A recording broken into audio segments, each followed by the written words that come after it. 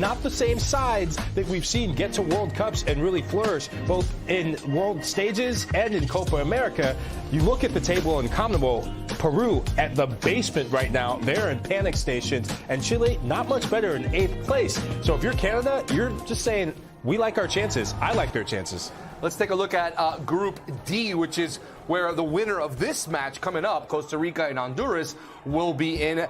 We mentioned earlier they are facing some tough sides in this one, without a doubt. Brazil, Colombia, Paraguay going into this. But again, like we mentioned, these two teams want to arrive at the World Cup in 26. So this is how they do it, by playing the top competition. So they need to get here. They need this win to arrive here, because then they'll say, okay, we are on the right track to go to the World Cup. We go to Copa America. We play against this top competition, and we get better as a squad. And they'll be without two of their best players. And I mentioned Luis Palma, who's been balling out in the Champions League, balling out in just league form for Celtic, and also Anthony Lopez, who cooked Mexico, cooked L3 in the first leg, should have cooked him in the second leg, didn't take his chances, and, well, that's why they're here. So if you can win without those two and get to Copa America, that boosts confidence in your entire side. All right, we're getting to that point, Mike. What's your prediction for this one? Costa Rica, Honduras. Oh, man. I'm just put you on the spot. I knew you would. Can you see the beads of sweat? Do you see that stuff? I see. I got you.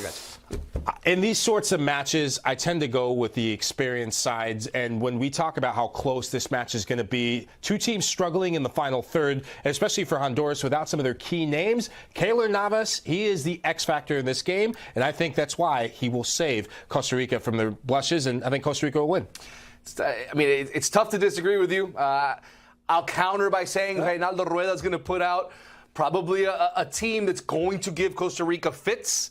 It might come down to Keylor Navas. Is he going to be the savior for Costa Rica? Is he going to be able to stop the Honduras attack?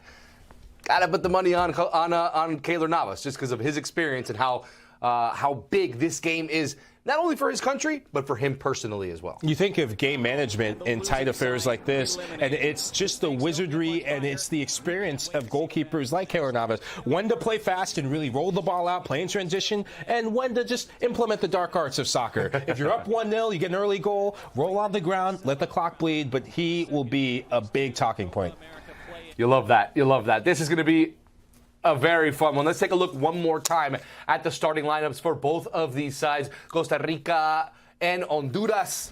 Costa Rica first. And we talked about Navas. Madrigal, the other big player here for Costa Rica today. Madrigal, his movement in playing between the lines, playing in those half spaces. Keep an eye on that interchange between he and Zamora. This is a new generation of Los Ticos on the field. That group that was so successful, that broke the barriers and the boundaries of what we knew about Costa Rican football. They have come, they have gone. It's now their time to shine. But they're also flanked by some old-timers in Calvo and Cascante. 19-year-old Madrigal playing one of his big game, one of the biggest games of his career for his country. Now, this starting 11 for Honduras. We mentioned Jerry Bankston. What other players can we expect to really be important for them in this match? Well, we mentioned Andy Nahar, his experience, his mobility getting forward. I said Davy Flores, but don't sleep on Jorge Alvarez. He had an assist against L3 on the second goal in that first leg, and that interchange and that movement of, almost like a lever. One goes forward. If it's Flores that goes forward, then Alvarez will stay back, but look for Alvarez to make that late run out of midfield to get forward. The players are in the tunnel at Toyota Stadium, as I think we expected in this matchup over in Texas. Here we go. It's going to be a very, very fun match. Drag it out to the very end. Means a whole lot for both of these teams and both of these countries. We are ready. Muy bien, Marco, con el enorme placer de saludarte a Maffer en la cancha y a toda la gente que nos acompaña. Sean ustedes bienvenidos. Una gran jornada de fútbol porque efectivamente es una fiesta. Las imágenes que nos llegan son espectaculares acerca de cómo se va a estar viviendo este partido, en donde efectivamente vamos a conocer al último seleccionado que estará presente en la Copa América de unas semanas por delante. Así es que con la garantía de que hoy nos vamos a divertir sí o sí, que va a haber dramatismo, que va a haber emoción, que va a haber una enorme disputa, hay muchísimo en juego y por eso seguramente la enorme expectativa de que en este escenario que va a estar colmado a plenitud tengamos un gran espectáculo. Una enorme, de verdad, cantidad de aficionados, una entrada espectacular aquí en Frisco.